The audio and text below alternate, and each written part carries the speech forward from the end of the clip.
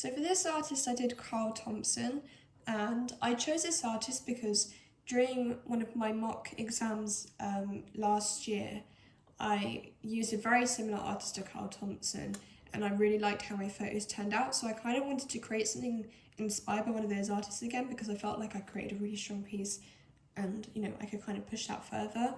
I think this is really he's a photographer as well, which is good. But he really does proper surrealism pieces of work with the faces covered, the wings, the balloons. I think they all look really nice. Here again, just some more examples. I like the smoke bombs as well. I think that's something I might want to do later on when I do a bigger photo shoot, because I think that looks really nice in the photos.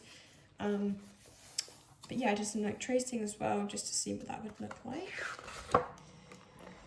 And then I also did another artist, which was Joel Robinson, which is very similar, but he focuses more on the manipulation of size, which I really liked. I think that's a good element of surrealism, and that's something I can experiment with, as they do look very similar in terms of locations and modelling.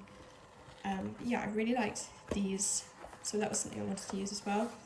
Here I just did these are some of the raw images I really liked, I think I could use, just completely from the London photo shoot from the St. Dunstan's Church.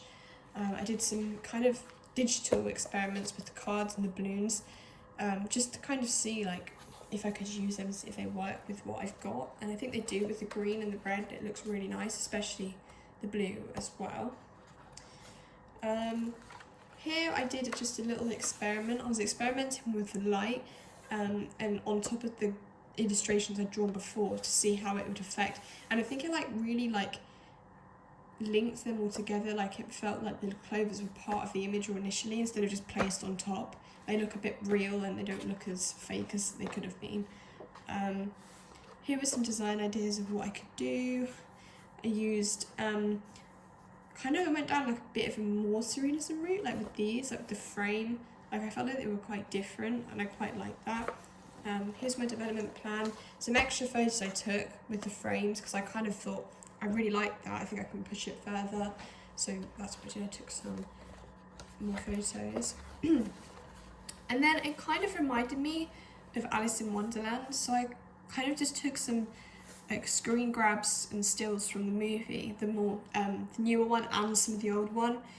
And I definitely got a lot of my inspiration actually from the old one because I felt there was a lot of neon colour, Technicolor, and I really liked that, and I think that would have worked. I think that works well with what I wanted to create. So I then started my development process, and I looked at illustrations. So I kind of got some images from the internet that I could trace on. I also got I drew those mushrooms as well from tracing, but experimented with the light. And added a blue tint, and I really like how it turned out. I love the blue, and I think I kind of experimented with light as well, with the light coming out of the frame. I think it looked really nice, with the shadowing as well. And it kind of definitely, you can see my development from my initial idea of Thompson, and I kind of went more down the route of Joel Robinson with that manipulation of size, and the greenery and just the crazy kind of colours, especially with she's small, she's sat on a frame, it's not something that you normally see. But yeah, I really like how this one turned out.